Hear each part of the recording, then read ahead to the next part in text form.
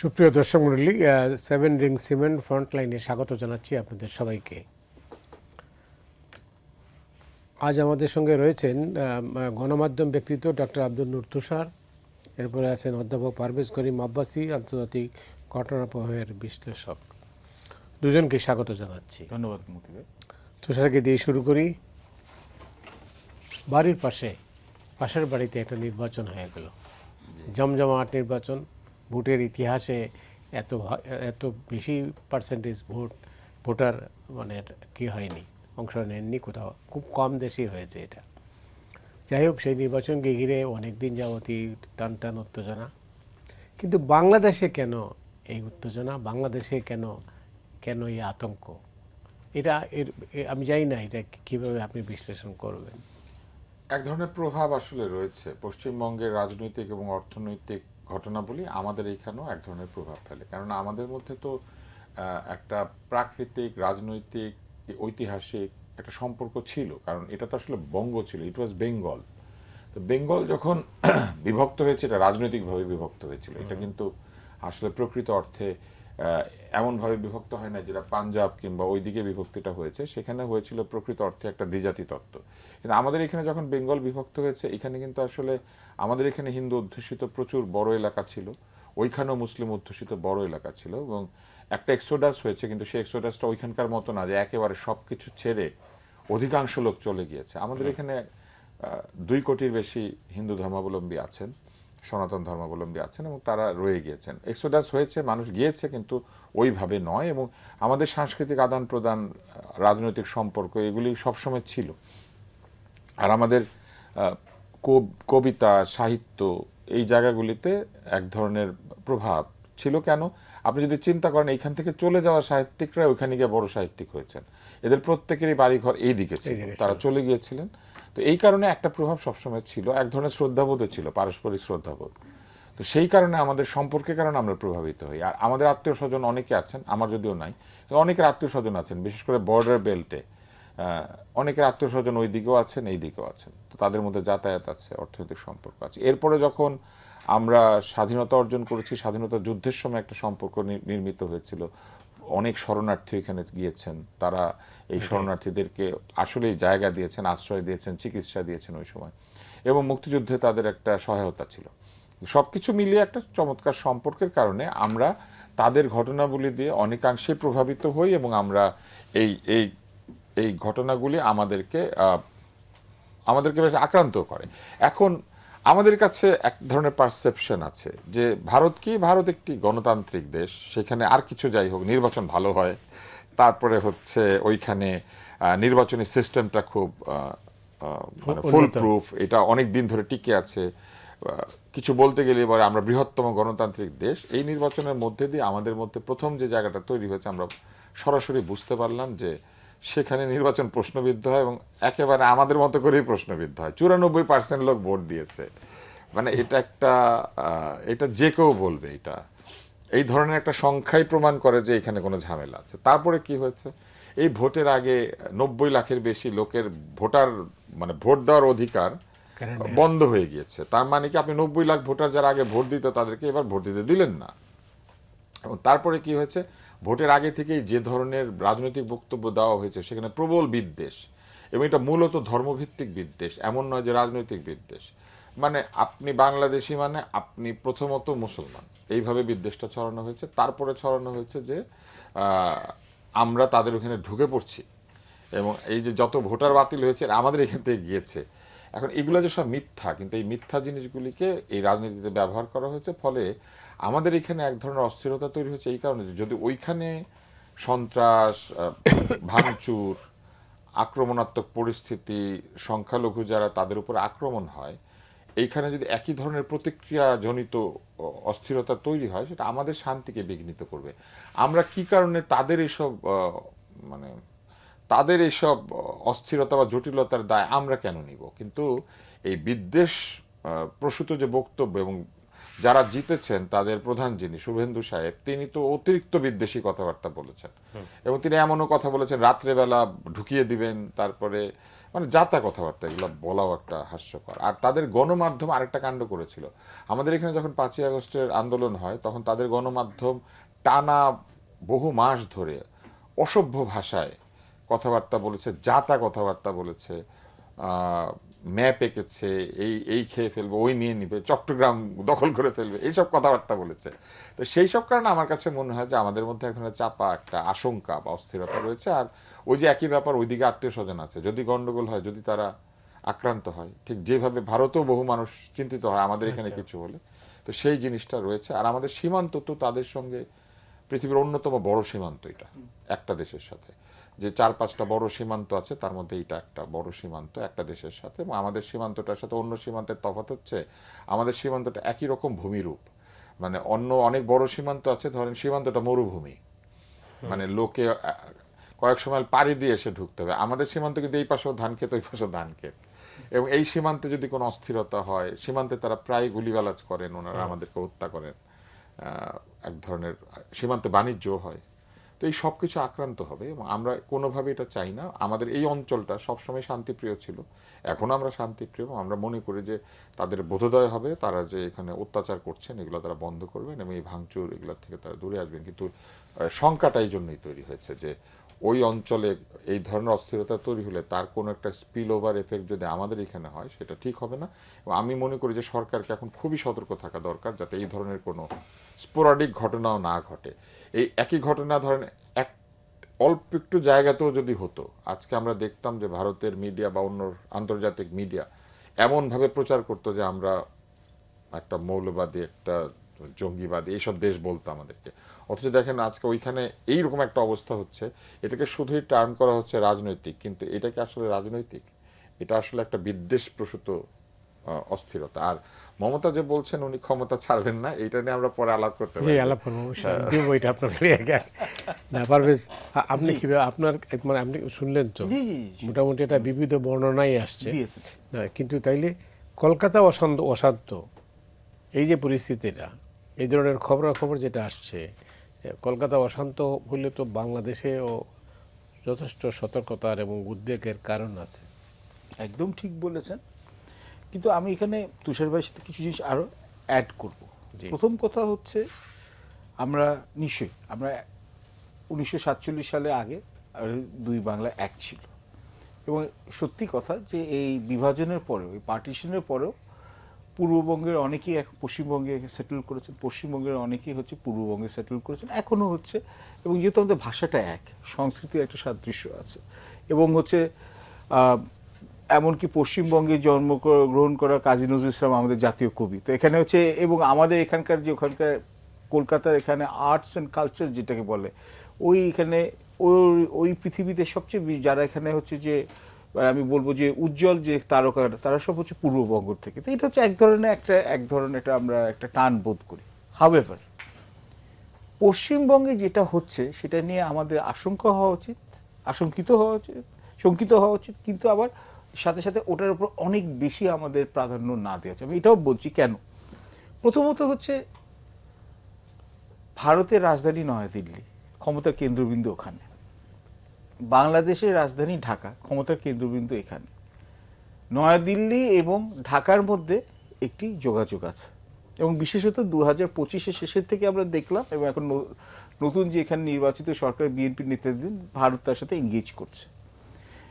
এখন আমি চলে আসি, তো এখন হচ্ছে, এবং আপনি বিশ্বাস করবেন না, কিন্তু ভারতের এখানে পুরো রাজনীতির উপরে, হ্যাঁ পশ্চিমবঙ্গ হচ্ছে একটা ইগোর একটা ইস্যু ছিল, হচ্ছে এই আরএসএস এর নেতাদের জন্য, বিজেপি নেতাদের জন্য, বিশেষ অমিত শাহ আর প্রধানমন্ত্রী নরেন্দ্র মোদীর জন্য।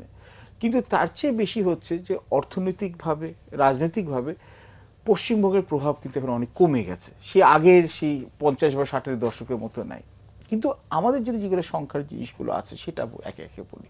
ঠিকই বলেছেন তুষার ভাই, 90 লাখ ভোটারকে ওরা হচ্ছে ভোটার তালিকা থেকে ইলেকশন কমিশন অফ ইন্ডিয়া এখানে সরিয়ে দিচ্ছে। এরপরও আরও অনেক কথা আছে। 10.50 হচ্ছে পশ্চিমবঙ্গের আনুমানিক এখানে জনসংখ্যা, এর মধ্যে 27% হচ্ছে মুসলমান। এবং যেটা আমাদের এখানে সার্ভে থেকে দেখা গেছে যে মানে যতগুলো আসছে ভারত থেকে, 294টা থেকে 100টা থেকে 110 সিট হচ্ছে মুসলমানরা একটা ডিসাইসিভ একটা রোল বা এটা অত্যন্ত গুরুত্বপূর্ণ ভূমিকা পালন করে। এখন যদি 27% যদি আপনার হচ্ছে জনসংখ্যা হয়, তাহলে আপনি ইলেকট্রনেরও আপনার যদি লিস্ট থেকে বাদছাদ হয়, কাটছাট করা হয়, 27% হবে, এর চেয়ে বেশি হওয়ার কথা না। কিছু কিছু ক্ষেত্রে 35%, আর আপনার বর্ডারের পার্শ্ববর্তী এলাকাতে 60 থেকে 70% হয়ে গেছে। তো এইটা মানে কি হচ্ছে, মুসলমান ভোটারদেরকে অ্যাক্টিভলি ওরা হচ্ছে ভোটার তালিকাতে সরিয়ে দিচ্ছে এবং ডিসএনফ্র্যাঞ্চাইজমেন্ট করছে, এবং ভুলভাবে ওরা বলছে এটা হচ্ছে মুসলিম অনুপ্রবেশকারী বাংলাদেশ থেকে। এবং একই খেলা কিন্তু আমরা দেখেছি আসামেও, যেখানে 31% হচ্ছে জনসংখ্যা হচ্ছে মুসলমান, এবং আসামে যখন মুসলমানরা একটা এখানে কিংমেকারের রোলে ছিল, এবং আসামে বেশ কয়েকজন মুখ্যমন্ত্রী মুসলমানও ছিলেন আগে, এই স্বাধীন ভারতের সময়। কিন্তু এরপর কিন্তু আমরা দেখেছি হচ্ছে যে যখন হেমন্ত বিশ্ব শর্মার হাত দিয়ে যখন আসামে বিজেপি ক্ষমতা নিল, তারপরে কিন্তু মুসলমানদের উপর এনআরসি, সিএএ এইগুলো প্রয়োগ করা হচ্ছে, ডিসএনফ্র্যাঞ্চাইজমেন্ট শুরু হয়ে গেছে। পশ্চিমবঙ্গেও কিন্তু এখানে কিন্তু শুভেন্দু অধিকারী কিন্তু মানে একদম ওপেনলি বলছে এনআরসি এবং সিএ করবে। এখন এটা কি রাজনীতিতে ক্ষমতা পাওয়ার জন্য কি এটা করছে, নাকি এটা পরের জিনিস? এবং এতকাল ভারতে কিন্তু এই নির্বাচনের ব্যাপারে এক ধরনের কিন্তু ক্রেডিবিলিটি ছিল, কিন্তু এবার ইলেকশন কমিশন যেটা করেছে নজিরবিহীন। ওরা প্রথমত এখানে হচ্ছে শুধু ভোটার যদি ডিসএনফ্র্যাঞ্চাইজ করতো, এটা একটা জিনিস। দুই, ওরা হচ্ছে যে ওরা দ্বিতীয়ত যেটা কাজ করেছে হচ্ছে যে ওদের হোম সেক্রেটারি, ক্যাবিনেট সেক্রেটারি, যে তারপর হচ্ছে পুলিশ কমিশনার ওয়েস্ট বেঙ্গল, কলকাতার পুলিশ কমিশনার, সবাইকে ওরা রদবদল করেছে। তো অ্যাডমিনিস্ট্রেশনে ওদের লোককে নিয়েছে, 8200 জন মাইক্রো অবজারভার নিয়ে আসে। তো এখন ভোটারের এখানে ব্যাপারে হচ্ছে ইন্টারফারেন্স, মমতা ব্যানার্জি ব্লেম করছে। এটাও ঠিক যে মমতা ব্যানার্জি কিন্তু জনপ্রিয়তা এখন অনেক অংশে কমে গেছিল এই বিগত কয়েক বছর। 15 বছরে একসাথে ক্ষমতায় থাকা, অ্যান্টি ইনকামবেন্সি কাজ করা। 2, দুর্নীতির অভিযোগ। 3, তৃণমূল কংগ্রেসের যেখানে কর্মীদের এখানে চাঁদাবাজি, যেটাকে ওদের ভাষায় বলে তোলাবাজি। 4 হচ্ছে আপনার এখানে আরেকটা জিনিস যেখানে এটা হয়েছে যে নারীরা হচ্ছে যে নিরাপত্তাহীনতায় ভুগছিল, কারণ এখানে আগে 1-2 বছর আগে নারীদের উপর বেশ কয়েকটা বলবো যে খুব কন্ট্রোভার্সিয়াল কেস আসছে, এবং অনেক জায়গায় হচ্ছে ধর্ষণের শিকার হয়েছে। তো এটার জন্য হচ্ছে যে কলকাতার এই যে এখানে শিক্ষিত মধ্যবিত্ত যারা আছে তারা মুখ ঘুরিয়ে নিচ্ছে। 5, পশ্চিমবঙ্গের দৈন্য অর্থনীতির দশা, এবং ওখানে কিন্তু কর্মক্ষেত্র কম, এখানে নতুন এখানে কাজে এখানে সুযোগ খুবই কম, বিনিয়োগ একদম কম। এবং দিল্লি থেকে যেহেতু কেন্দ্র থেকে কিন্তু অনেকগুলো কিন্তু অনুদান ওরা বন্ধ করে রেখেছিল। এবং লাস্ট যেটা আমরা অনেকভাবে চিন্তাই করি না, এই 18 মাস কিন্তু বাংলাদেশ থেকে পিপল টু পিপল কন্ট্যাক্ট একেবারেই হয় নাই, এবং এটাও কিন্তু মমতা ব্যানার্জিকে অনেক ধাক্কা দিয়েছে। আমি বলি কীভাবে, তথ্যটাও দিয়ে দিই। 2023 ছিল শেষ বছর, যেখানে পুরো বছরটা ছিল হচ্ছে ভারত এবং বাংলাদেশের মধ্যে স্বাভাবিক সম্পর্ক ছিল পর্যটনের ক্ষেত্রে। যুক্তরাষ্ট্রের পরে দ্বিতীয় বৃহত্তম পর্যটক যারা আসে, সোর্স যেটা আছে হচ্ছে বাংলাদেশ থেকে 21 লাখ থেকে 22 লাখের মতো লোক গেছিল। এর মধ্যে 80% যায় হচ্ছে কলকাতায়। এক হচ্ছে ভাষার এখানে হচ্ছে সিমিলারিটি, আরেকটা হচ্ছে যে অবভিয়াসলি কালচারের এখানে। 3, কম্প্যারেটিভলি সস্তা। 4, হেলথ ট্যুরিজম। 5 হচ্ছে আপনার ধর্মীয় এখানে যে পর্যটন যেটাকে বলে, হিন্দু মুসলমান 2 ধর্মেরই লোক যায়। আপনি শুনলে আশ্চর্য হবেন, 1.4 থেকে 1.5 বিলিয়ন ডলার বছরে শুধু কলকাতাতে খরচ করা হয়। এই যে এত বড় টাকার অংশটা কলকাতা থেকে যে বিগত 18 মাস যেখানে যে ডিপ্রাইভড হয়ে গেছে, কলকাতার সেবা খাত, কলকাতার এখানে হসপিটালিটি সেক্টর, এটার উপর খুব বাজেভাবে ইম্প্যাক্ট পড়েছে। এবং মানুষের তখন হচ্ছে রেসিডুয়াল রাগটা পড়েছে হচ্ছে চিফ মিনিস্টারের উপরে, who happens to be Mamata Banerjee. কিন্তু এখন আমাদের প্রশ্ন হচ্ছে, এবং আপনি দেখুন আমাদের ভিসা সম্পর্কটা যখন এখানে নর্মালাইজ হচ্ছে, এটা কিন্তু ইন্ডিয়ার এখানে হচ্ছে ওয়েস্ট বেঙ্গলের নির্বাচনের পরে। তো এখন আমাদের চিন্তা করতে হবে যে এখন এইটার পরে যদি বাংলাদেশের এখানে গভর্নমেন্টে কিভাবে স্টেপটা নেয় পরে যদি দেখে বলেন। অনেক ধন্যবাদ।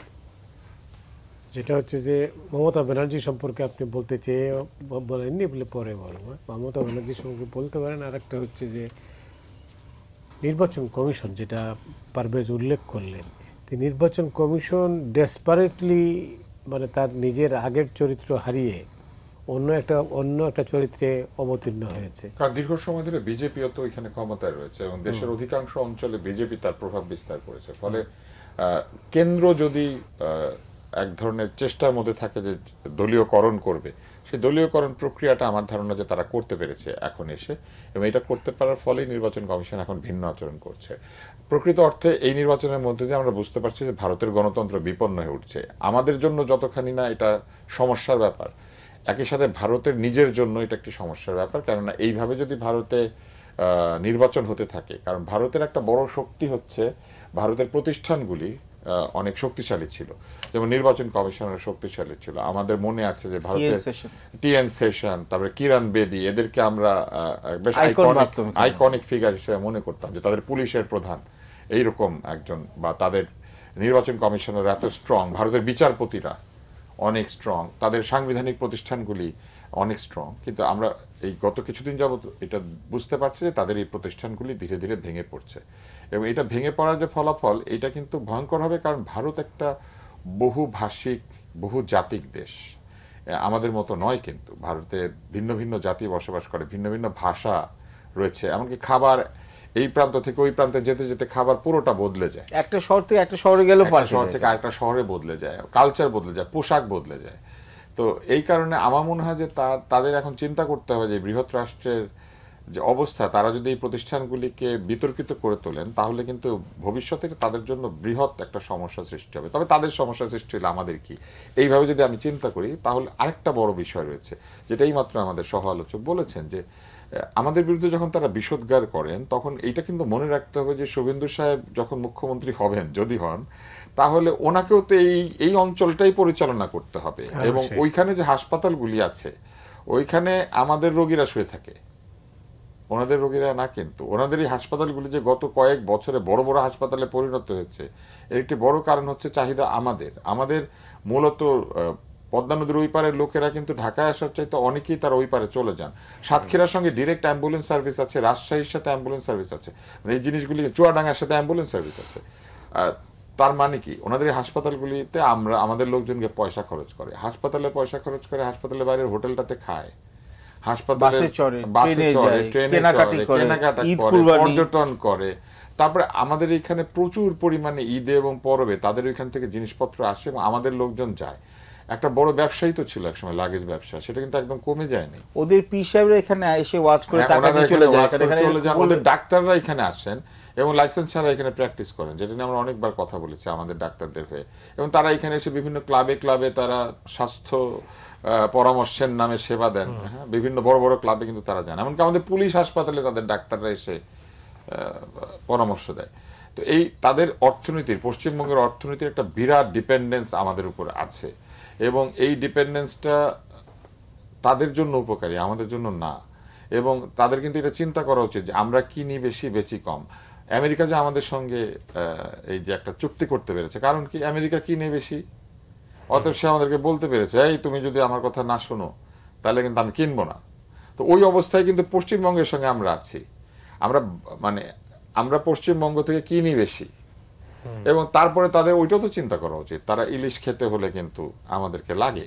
হ্যাঁ, এবং তাদের বহু জিনিস আমাদের এখান থেকে লাগে। তাদের সবচেয়ে বড় কথা হলো, তারা গরু যদি এখানে পাঠাতে না পারে, একসময় ভারতের জনসংখ্যার চেয়ে গরুর সংখ্যা বড় হয়ে যাবে, আমি যেটা বুঝি আর কি। এবং পরিবেশ দূষণ আপনি নিশ্চয়ই জানেন, পৃথিবীতে সবচেয়ে বেশি মিথেন গ্যাস উৎপাদনকারী যে প্রাণী, এটা হচ্ছে গরু। এবং তুষার, আমি একটা বিষয় আপনার জানতে চাচ্ছিলাম, যে ভারতীয় মিডিয়া কেন গদি মিডিয়া হিসেবে তকমা পেল? এটা পুরো জিনিসটা আমি আসলে জানি না, এটা আমি আসলে খুব ভালো করে জানি না। এটা আমার সমালোচক জানেন কিনা আমি জানি না, বলতে পারবো। হ্যাঁ, এটা হালকা হয়তো উনি বলতে পারবেন। তবে একটা আমার ধারণা যে মোদী সাহেবকে ট্রল করার জন্য এটাকে এরকম নাম দেওয়া হয়েছে। আর গোর মধ্যে গরু আছে কিনা আমি ঠিক জানি না, এটা উনি বলতে পারবেন। কিন্তু একটা জিনিস আপনি চিন্তা করুন, একটা বহুল একটা ব্যবসা কিন্তু আমাদের এখানে তাদের সঙ্গে হয়, সীমান্তে কিন্তু একটা বড় বাণিজ্য হয়। এবং একটা সময় মানে এই ব্যবসাটা এক ধরনের একটা ইনফর্মাল অর্থনীতির চাকা তাদের ওখানে ঘুরিয়েছে। তো অতএব শুভেন্দু সাহেব যদি চিন্তা করেন যে তিনি পশ্চিমবঙ্গ চালাবেন, তাহলে আমাদের সঙ্গে সম্পর্ক খারাপ করে তার জন্য পশ্চিমবঙ্গ চালানোটা কঠিন। দিল্লি থেকে তার কাছে টাকা আসে না, আমাদের এখান থেকে যায়। আচ্ছা, হ্যাঁ, স্বাভাবিক, আমরা সেখানে কেনাকাটা করি। যেটা সমালোচক বলেছেন যে 5ই আগস্টের আন্দোলনের কিছুদিন আগে থেকে এবং তারপরে দীর্ঘ সময় ধরে আমাদের কিন্তু এই লেনদেনটা বন্ধ হয়ে গিয়েছিল। বন্ধ হয়ে যাওয়ার কারণে ওদের ওখানে প্রচুর হোটেল বন্ধ হয়ে গেছে, ওদের ওখানে প্রচুর সেবামূলক খাতে ক্ষয়ক্ষতি হয়েছে। ওটা তো ভিসাই বন্ধ ছিল। হ্যাঁ, কিন্তু তাতে করে ওদেরই ক্ষতি হয়েছে, আমাদের কি হয়েছে? আমাদের আসলে সেরকম কিছু হয়নি, বরং আমাদের কিছু টাকা বেঁচে গিয়েছে। আপনি আমাকে বলেন কি কারণে আমাদের ওইখান থেকে লেহেঙ্গা আনতে হবে, কি কারণে আমাদের ওইখান থেকে শাড়ি কাপড় এনে আমাদের এখানে বিয়ে করতে হবে, এরকম কোনো কথা নেই। কিন্তু হয় নাই বিয়ে, এখন হয় নাই। কোভিডের সময় যখন আমাদের রোগীরা ইন্ডিয়া যেতে পারে না, আমাদের এখানে চিকিৎসা হয় নাই, হয়েছে। এবং আপনি একটা মজার ব্যাপার কি জানেন, আমাদের এখানে মৃত্যুর হার কমে গিয়েছিল কোভিডের সময়, কারণ মানুষ যেহেতু স্বাস্থ্য বিষয়ক ওই পরামর্শগুলি মেনেছে, হাত ধুয়েছে, অন্য কিছু করেছে, শুধু তো কোভিডের হাত থেকে বাঁচে নাই, অসংখ্য ইনফেকটিভ ডিজিজের হাত থেকে বেঁচেছে, স্বাস্থ্যবিধি মেনে চলেছে, একজন আরেকজনের সাথে দেখা করে না, ফলে এটা একটা বড় ব্যাখ্যা আছে। কিন্তু এই জিনিসটা কিন্তু তাকে মনে রাখতে হবে যে আমাদের বাংলাদেশের আর্থিক প্রণোদনা ছাড়া ওনার পক্ষে এই পশ্চিমবঙ্গের ক্রমবর্ধমান বেকারত্ব, অস্থিরতা, ওনার হাসপাতালগুলিতে বিছানাগুলিকে ব্যস্ত রাখা, হোটেলগুলিকে ব্যস্ত রাখা, ওনাদের সেবা খাতকে ব্যস্ত রাখা, এটা সম্ভব না। এবং কলকাতা নগরী অতি দ্রুত একটি, মানে শুধু কলকাতা নগরী না, ওনাদের ওখানে যারা লেখালেখি করেন তাদের বই ম্যাক্সিমাম আমরা পড়ি, আমাদের এখানে আসে। যাই হোক তুষার, আমাদেরকে সতর্ক থাকতে হবে, আমাদেরকে সতর্ক থাকতে হবে, আমাদের রাজনৈতিক এবং নিরাপত্তাজনিত সতর্কতা, যে আমাদের এখানে যেন কেউ এটার সুযোগ নিয়ে কোনো অস্থিরতা তৈরি করতে না পারে। আমাদের এখানে যারা সনাতন ধর্মাবলম্বী রয়েছেন তাদের যেন কোনো ধরনের বিপদ না হয়। এবং এইটাই হচ্ছে আমাদের সুযোগ বিশ্বের কাছে তুলে ধরার, যে আমরা বহুদিন থেকেই তাদের চাইতে অনেক বেশি অসাম্প্রদায়িক, এবং আমাদের এখানে অসাম্প্রদায়িকতা চর্চা করা, বা আমাদের এখানে যারা সংখ্যালঘু বা সংখ্যায় কম বাংলাদেশের নাগরিক, তারা যে আমাদের এখানে নিরাপদে থাকতে পারেন, এই বিষয়টাকে এস্টাবলিশ করার জন্য এখন সরকারের সামনে এটা একটা সুযোগ। ঠিক, এবং এইটা আমাদের মিডিয়াও কিন্তু অলরেডি প্রমাণ করে ফেলেছে। এই ঘটনাটা যদি এখানে ঘটতো, ওখানে কিছু উপস্থাপক আছেন, এইখানে ধরেন এটা ওই উপস্থাপক হলে এই টেবিলের উপর চড়ে দাঁড়িয়ে লাফ দিয়ে চেঁচামেচি করে গড়াগড়ি খেয়ে প্রমাণ করতো যে বাংলাদেশ খারাপ। কিন্তু আমরা কি কেউ এখানে গড়াগড়ি করছি? আমরা কি তাদেরকে গালি দিচ্ছি? আমরা দিচ্ছি না, আমরা দিচ্ছি না, আমরা দেবো না, আমরা কোনোদিন দেবো না, এটা আমরা কোনোদিন পাবো। অনেক ধন্যবাদ। জি, আমি বলবো এখানে এটা। আচ্ছা, এটার উপরই বলবো। আর জি জি, আমি তুষার ভাই যেটা বলছি, আমি গদি মিডিয়ার যেটা কথা বলি, এটা হচ্ছে জিজ্ঞেস করেছিলাম। জি, এটা হচ্ছে একটা মানে ভারতে বেশ নাম করা একজন জার্নালিস্ট রবিশ কুমার, তো এখানে হচ্ছে উনি প্রথমে এই নামটা দেন বলে এটা ধারণা করা হয়। গদি মিডিয়া কেন বলা হয়? খুব সোজা কথা, corporate take over of media, মানে কর্পোরেট হাউসগুলো যেভাবে মিডিয়াটাকে অ্যাকোয়ার করেছে, এবং কারা করেছে, হালে এটা যেটাকে বলা হয় যে এটা হচ্ছে বিজনেস এবং পলিটিক্সের মধ্যে, বা হচ্ছে ব্যবসা এবং রাজনীতির মধ্যে একটা হচ্ছে একটা অনৈতিক একটা সম্পর্ক। তো এর মধ্যে প্রাইম মিনিস্টার নরেন্দ্র মোদীর 12 বছর যে ক্ষমতায় থাকা পুরো ভারত, এবং তার আগে গুজরাতের যে উনি মুখ্যমন্ত্রী ছিলেন, দুটো হাউস তাদেরকে খুব সাপোর্ট দিয়েছে। একটা হচ্ছে আম্বানি এবং রিলায়েন্স, এবং দুই হচ্ছে আদানি। এবং দেখুন, আম্বানি এবং আদানিরা এই যতদিন উনি গুজরাটের মুখ্যমন্ত্রী ছিলেন, এবং তারপর হচ্ছে তার সাথে, এবং কিছু অর্থে টাটাও, এবং এটার সাথে মমতা ব্যানার্জি একটা ইকুয়েশন আমি পরে বলবো। এখানে যখন এরা দেখছে ফুলে ফেপে ওদের স্টক মার্কেট ভ্যালু, কারণ আদানি এবং আম্বানি কিন্তু বিশ্বের প্রথম 10 থেকে 15টি বিলিয়নের মধ্যে হয়ে গেছে। তো এটা হচ্ছে ক্রনিক ক্যাপিটালিজম। অনেকে বলেন যে মোদির সমালোচকরা যারা আছে ক্রনিক ক্যাপিটালিজম হবে। এবং এই গদি মিডিয়া কেন যতগুলো আপনার যে এখানে চ্যানেলগুলো আছে, মানে যেগুলো এখানে ভিউয়ার ফলোয়ারশিপ আছে, বা যতগুলো নিউজ পেপার আছে, এর মধ্যে আদানিরা বা আম্বানিরা বা টাটারা এখানে হচ্ছে একভাবে টেক ওভার করে ফেলেছে। এবং দেখা গেছে যে ইন্ডিপেন্ডেন্ট জার্নালিস্ট যারা আছেন, যেমন কারণ থাপার এককালে খুব রেপুটেড ছিলেন, যার প্রোগ্রাম থেকে মোদি এখানে ওয়াক আউট করে গেছিলেন এখানে প্রশ্নগুলো করার জন্য, যেখানে গুজরাটের রাইটের ব্যাপারে, বা রবিশ কুমার, বা এখন এনডিটিভি যেখানে হচ্ছে যে আদানিরা যেখানে একটা অ্যাকুইজিশনে চলে গেছে, এখানে কিন্তু ক্রিটিসিজমটা খুব মিউটেড হয়ে গেছে, বা বিজেপির শর্টকামিংসগুলো এখানে মিউটেড হয়ে গেছে।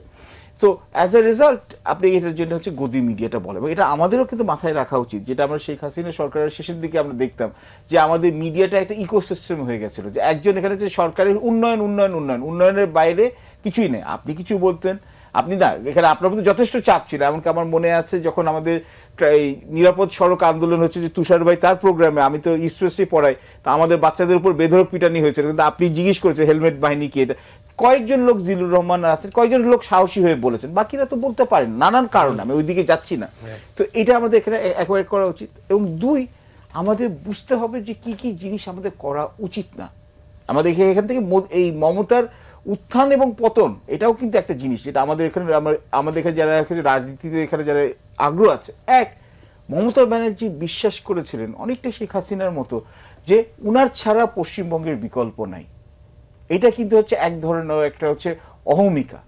দুই, উনি মনে করেছিল ভোটাররা তো পশ্চিমবঙ্গের ভোটাররা গড়পড়তাইতে ওরা হচ্ছে যে ওরা শিক্ষিত, আমি বলছি গড়পড়তায় ওদের বাঙালিত্ব নিয়ে ওদের হচ্ছে একটা এক ধরনের একটা অহংকার আছে, ওরা কোনোদিন বিজেপিকে আনবে না ক্ষমতায়।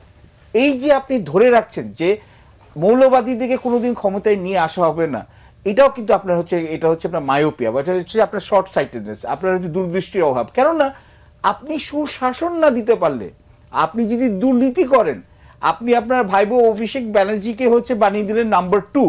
এই যে শুভেন্দু অধিকারী, সেই তো ছিল আগে তৃণমূলে এখানে হচ্ছে একজন বড় নেতা, এবং অনেকে ধারণা করছে পরে উনিই হবেন। যখন শুভেন্দু অধিকারীকে হচ্ছে যখন ওনাকে বাদ দিয়ে এই অভিষেক ব্যানার্জিকে বানিয়ে দিল, এখানে শুভেন্দু অধিকারী বের হয়ে আসলো। হেমন্ত বিশ্ব শর্মা, আপনি যে আসামের, উনি আগে ছিলেন কংগ্রেসে, এখানে হচ্ছে তরুণ গোগোইয়ের ডানহাত লোক।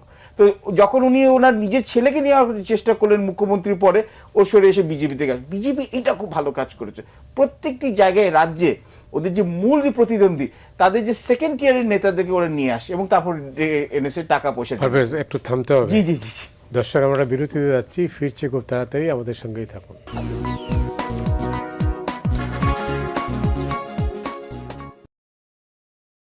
সুপ্রিয় দর্শক মণ্ডলী, আবারও ফিরে এলাম ফ্রন্ট লাইনে। আমাদের সঙ্গে রয়েছেন আব্দুল নূর তুষার, অধ্যাপক পারভেজ করিম আব্বাসির বক্তব্য আমরা শুনেছি। তো আপনার কাছে আসছি যে আমাদের স্বরাষ্ট্রমন্ত্রী, বাংলাদেশের স্বরাষ্ট্রমন্ত্রী বিজিবিকে সতর্ক করেছেন পুশিন ইস্যুতে সতর্ক থাকার জন্য সীমান্তে। এটা স্বাভাবিক, এটা করা উচিত। কেননা উনি তো হুমকি দিয়েছেন শুভেন্দু যে পুশ করা হবে। আর তাছাড়া এরকম একটা অশান্তিপূর্ণ অবস্থায় অনেকেই ভাবতে পারেন যে কিছুদিন নিরাপদে থাকার জন্য আমরা সীমান্তটা ক্রস করি। তো এটা যেন করতেন তারা না পারেন, এটা অবশ্যই আমাদের সতর্ক থাকা উচিত। তবে এই যে শুভেন্দু যখন বলেন যে আমাদের এখান থেকে অনেক লোক ঢুকে পড়েছে, তো ভারতেরও তো একটা সীমান্তরক্ষী বাহিনী আছে, ওনারা কি বছরের পর বছর ঘুমিয়েছিলেন? তারপরে তারা যে বলেন যে আমাদেরকে অনেক লোক ঢুকিয়ে দেওয়া হয়েছে। 17 বছর ভারতের অত্যন্ত মিত্র একটি সরকার ক্ষমতায় ছিল, এবং তারা বলতো যে ভারতের সাথে আমাদের স্বামী স্ত্রীর মতো সম্পর্ক, তারপরে ভারতের ইতিহাস, আমাদের ইতিহাস, কি কি জানি বলতো, হ্যাঁ এইসব বলতো। তো যারা কিনা মাথা তুলে ওইভাবে কথা বলতো না ভারতের সঙ্গে, তো তাদের এই বন্ধুপ্রতিম সরকার কি তাদের ওখানে লোক ঢুকিয়ে দিয়েছিল? আবার ধরেন যদি এটাই হয় যে বন্ধুপ্রতিম সরকারই ছিল এবং লোকও ঢুকিয়ে দিয়েছে, তাহলে সেই বন্ধুপ্রতিমকে আবার আশ্রয় দিল, মানে যে কিনা লোক ঢুকিয়ে দেয় তাদের ওইখানে, এবং কোথায় আশ্রয় দিল? একেবারে সেন্ট্রাল জায়গাতে।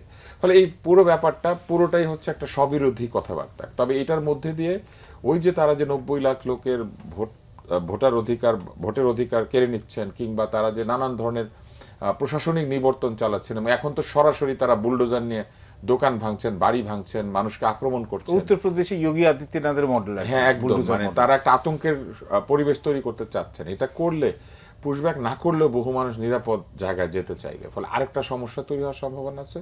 আমি মনে করি যে বিজেপিকে টোটাল অ্যালার্টে রাখাটাই বুদ্ধিমানের কাজ, এবং একটা দীর্ঘ সময় ধরে, শুধু এখন না, মানে আমাদের সীমান্তের কঠোরতা আরো বৃদ্ধি করতে হবে, যাতে কোনোভাবেই গরু ছাড়া যেন কিছু আসতে না পারে। হ্যাঁ, এটা চেষ্টা করা উচিত।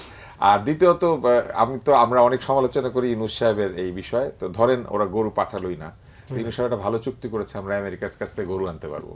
মানে গরুর ব্যাপারটা আমরা দেখলাম যে গরু ছাড়া আর কিছু আসবে না, আসতে পারে। হ্যাঁ, ওইখানে অনেক ঝামেলা আছে চুক্তিটা। কিন্তু আমি আসলে রসিকতা করছি। আমরা সবসময় টকশোতে এসে যেটা করি, আমরা খুবই সিরিয়াস থাকি, তো একটু রসিকতা করলাম এই জন্য যে দেখেন এরকম একটা পরিস্থিতিতে আজকে উল্টা জায়গাটা চিন্তা করেন, মনে করেন বাংলাদেশে এরকম হয়েছে এবং এরকম একটা অশান্তি তৈরি হয়েছে, যে আক্রমণাত্মক পরিস্থিতি আমাদেরকে ফেস করতে হতো, করেছি তো কিছুদিন আগেই তো আমরা আজকে বাংলাদেশ যে আচরণটা এখন করছে, আমাদের গণমাধ্যম, আমাদের ইন্টেলিজেন্সিয়া, আমাদের সরকার, তো তার মানে আসলে কি প্রমাণিত হচ্ছে? আমরাই মূলত বন্ধুপ্রতিম এবং আমরাই মূলত বন্ধুত্বপূর্ণ একটি দেশ, আমরাই মূলত একটি অসাম্প্রদায়িক দেশ। এবং এই অঞ্চলে যতগুলি দেশ রয়েছে এরকম, যেখানে সংখ্যালঘু এবং সংখ্যা গুরুর একটা সমস্যা আছে, সেখানে কিন্তু আমাদের এখানে সবচেয়ে বেশি শান্তিপূর্ণ পরিবেশ আছে। আমি মনে করি যে এটা বজায় রাখার জন্য একদিকে যেমন সরকার এখন নিরাপত্তা বাহিনীগুলিকে অ্যালার্ট করছেন, আরেকদিকে একটা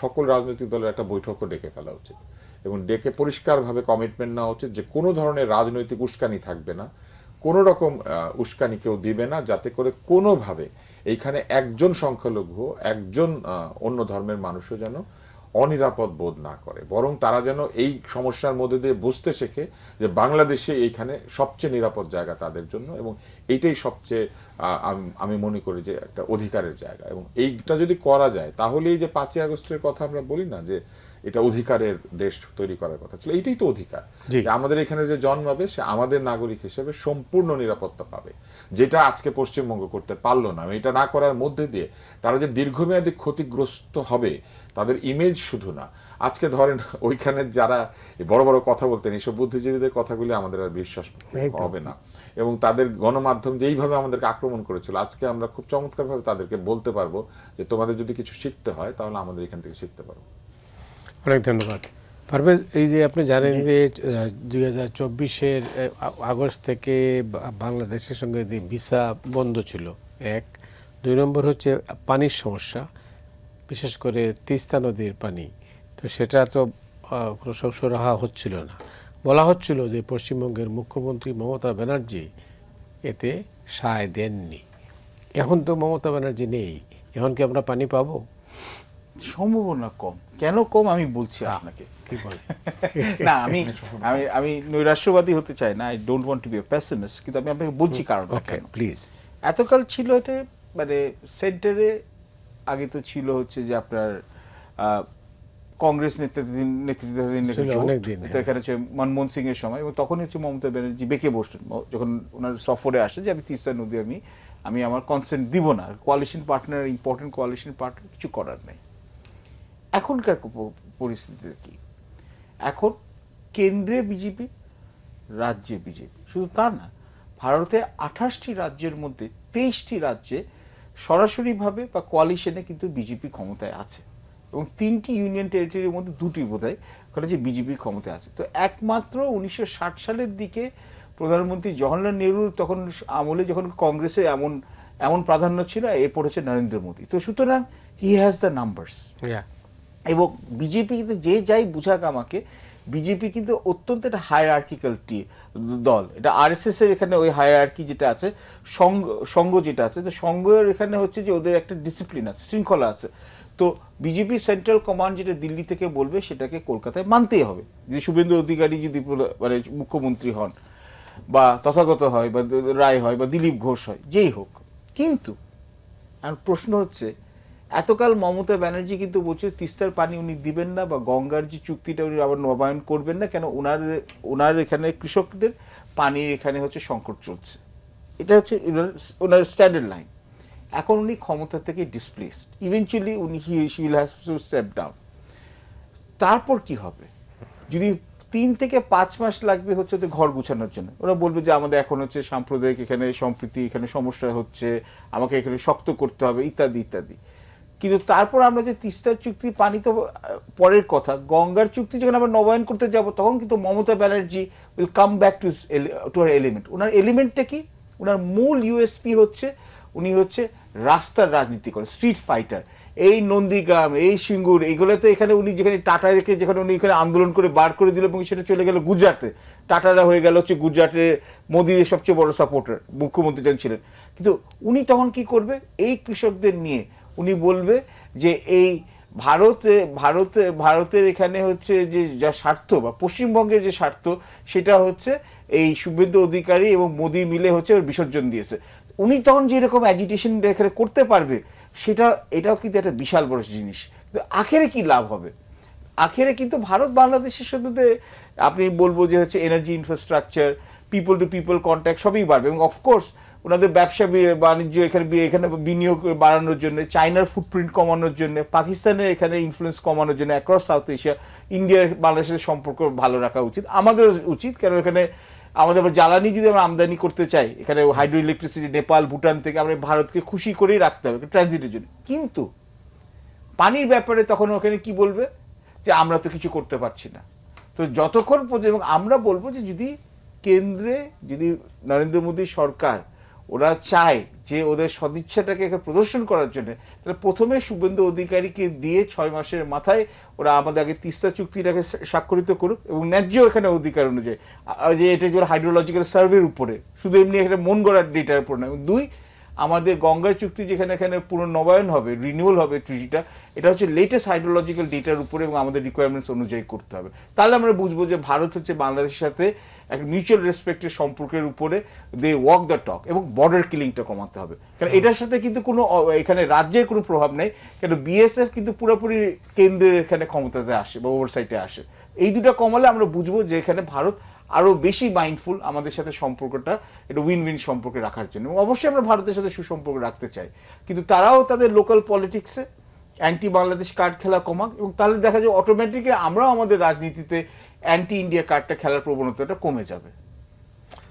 ওয়েল, যেটা তুষার আপনার বক্তব্যে একটু হালকা টাচ করেছিলেন যে বাণিজ্য চুক্তি মানে মার্কিন যুক্তরাষ্ট্রের সঙ্গে, এতে অনেক কিছুই আসতে পারে, আমরা দিচ্ছি নিচ্ছি, দুটোই তো আছে। কি এটার পজিটিভ দিকও আছে, ভালো দিক আছে, খারাপ দিক আছে। তো এই চুক্তিটা এখন এই মুহূর্তে কেন আলোচনায়? আমেরিকার সঙ্গে একটা বাণিজ্য চুক্তি আমাদের হতেই পারে এবং হওয়া কোনো খারাপ কিছু না, কিন্তু এই চুক্তির কিছু শর্ত রয়েছে, যে শর্তগুলি আসলে আমাদের দীর্ঘমেয়াদে আমাদের ব্যবসায়ীদের যে স্বাধীনতা সেটাকে খর্ব করবে।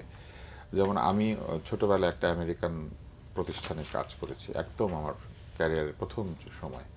সেই সময় আমি দেখতাম যে তারা কোনো পেন্সিল, তারা চাইনিজ পেন্সিল কিনবেন না। তাদের একটা ওইখানে একটা বিল আছে, যে বিলের মধ্যে জনগণের করের টাকা দিয়ে চাইনিজ জিনিস কেনা যায় না। ফলে যেহেতু এটা জনগণের করের টাকা খরচ হতো ওইখানে, তো তাই কোনো Chinese cycle, Chinese pencil, Chinese stapler pen তারা কিনবেন না।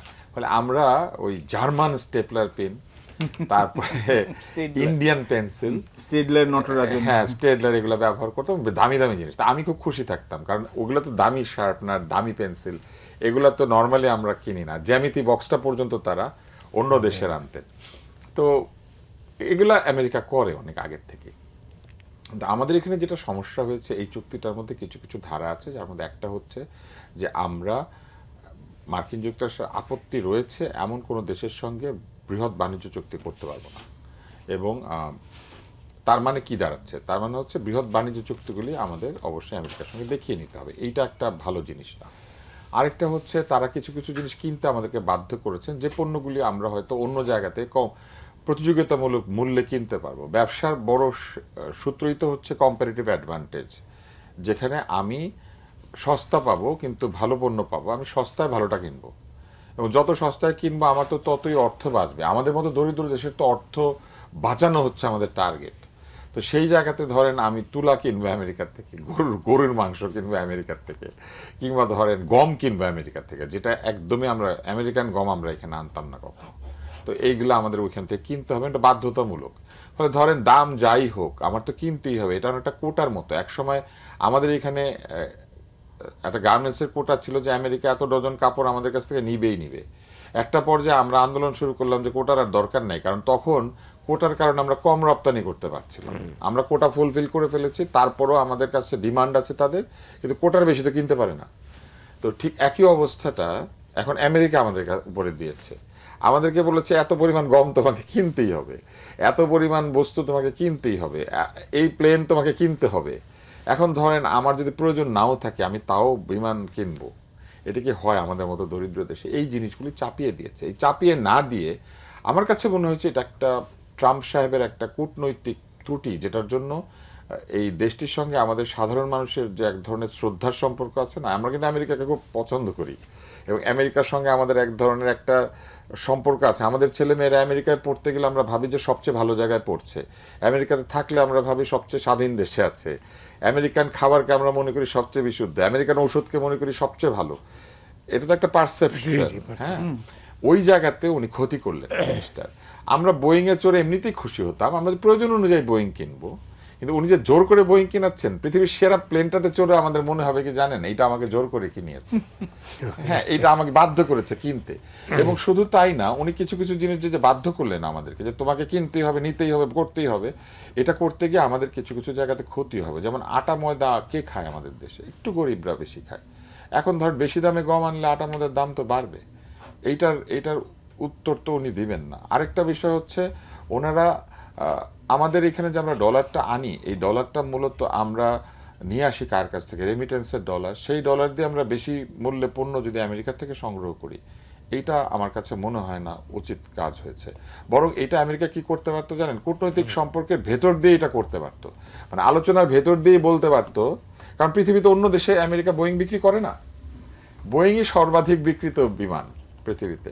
তাহলে এটা আমাদের কাছে এমনিতেই বেচতে পারতো থ্রু আ বিজনেস পলিসি। আমরা আগেও বোয়িং কিনেছি না, আমাদের ফ্লিটে তো অলরেডি একটা বিজনেস ডিল হইতে পারে, বিজনেস ডিল হতে পারতো। এবং আমাদের এখানে আমি আরেকটা জিনিস বলি, আমাদের এখানে চিকিৎসা সরঞ্জামে আমেরিকান একটা জায়গা আছে। যেমন আমাদের এখানে জিই, আমেরিকার যে জেনারেল, এদের কিন্তু প্রচুর আল্ট্রাসাউন্ড মেশিন আমরা ব্যবহার করি, রেডিয়েশন দেওয়ার মেশিন ব্যবহার করি, আমরা যে স্ক্যান করি, যে সিটি স্ক্যান, এমআরআই, সেখানে আমরা এটা ব্যবহার করি। আমেরিকান উচ্চতর প্রযুক্তির জিনিসগুলি কিন্তু অনেক টেকসই এবং ভালো। তারা না বলতো তো আমরা এগুলো কিনি, কেন কিনি? তাহলে একইভাবেই তারা এটা বেচতে পারতো। আমার মনে হয় যে চুক্তিটা করে তারা একটা সাধারণ মানুষের কাছে তারা একটা নেতিবাচক ইমেজ তৈরি করেছে।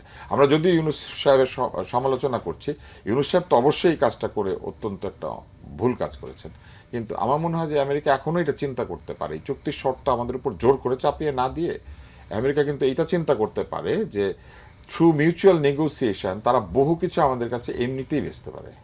অনেক ধন্যবাদ। এই চুক্তির ব্যাপারে একটা অনেকেরই বক্তব্য, যেটা মানে তুষার একটা ইঙ্গিত করলেন, যে এই চুক্তি বহাল থাকলে, কার্যকর থাকলে আপনি অন্য কোনো দেশের সাথে তো আপনি খোলামেলা কোনো ব্যবসায় যুক্ত হতে পারছেন না। আসল কথা হচ্ছে কি, গরিবের অনেক দোষ। এটা হচ্ছে যে গরিবের বউয়ের এখানে হচ্ছে যে অনেক এখানে দুর্ভাগ্য বলি আমরা, তো অনেক কিছু কথা সবাই ভাবি আর কি, সবাই ভাবি। হ্যাঁ, তো এখন বলতে চাচ্ছিলাম, আপনি বলে ফেলেন। এখন সবচেয়ে মূল কথা হচ্ছে, তুষার ভাই প্রথমেই বললেন, আমরা 9.1 বিলিয়ন ডলার, 9 এখানে আপনার $5 বিলিয়ন মতো 2025 সালে করে রপ্তানি করেছি। আমদানি করেছে $2.3 বিলিয়ন।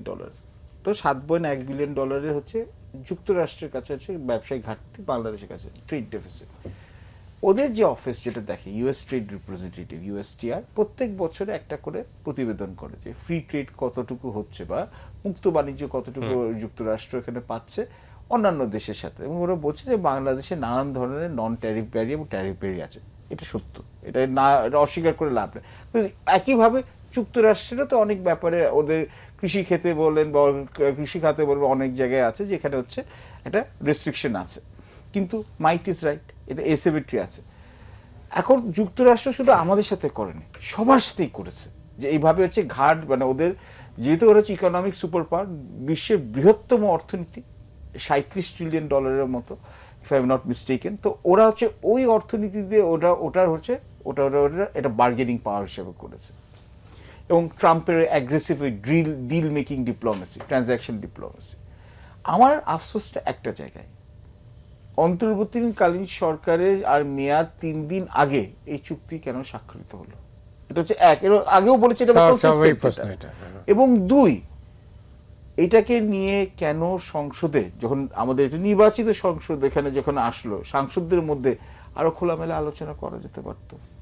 তারপর আমরা একটু নেগোশিয়েট করতে পারতাম। আপনি নেগোশিয়েট করলে কি খুব উল্টা তো না? আমি আপনার চুক্তি তো আগেই সই হয়ে গেছে। হ্যাঁ, তো এটা কন্টিনিউটি আছে। কিন্তু আমার কথাটা হচ্ছে, এবং আমরা তো দেখেছি যে ওই অ্যাডমিনিস্ট্রেশনের কয়েকজন লোক, যে মানে বেশ উচ্চপদস্থ লোক, তারা তো এই সরকারের কন্টিনিউটি রেখেছে। এবং আপনি দেখুন, খুব ইন্টারেস্টিং, বিএনপি এবং জামায়াতে ইসলামী কেউই কিন্তু খুব বেশি সমালোচনা করে নাই কিন্তু হচ্ছে এই চুক্তিটা নিয়ে।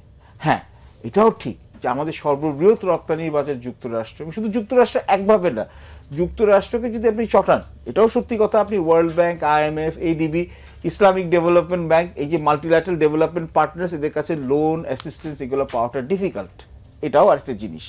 এবং এখন আমাদের যে এখানে যে এনার্জি, এখানে যে ইম্প্যাক্টটা হচ্ছে, এই যে মধ্যপ্রাচ্যে যেখানে আমরা কিন্তু সাপ্লাই চেইন ডিসরাপ্টেড হয়ে গেছে, তো এলএনজি সার্ভাইড আমরা পাচ্ছি।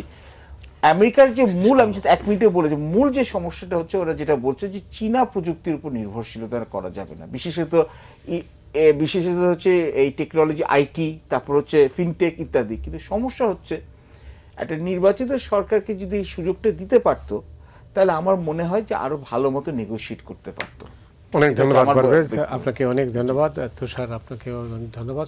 সময় হাতে নেই, একেবারেই নেই। তো অনেক ধন্যবাদ দুজনকেই। দর্শক, আপনারা যারা অনুষ্ঠান দেখলেন, আপনাদের সবাইকে ধন্যবাদ জানিয়ে আজকের মতো এখানেই শেষ করছি।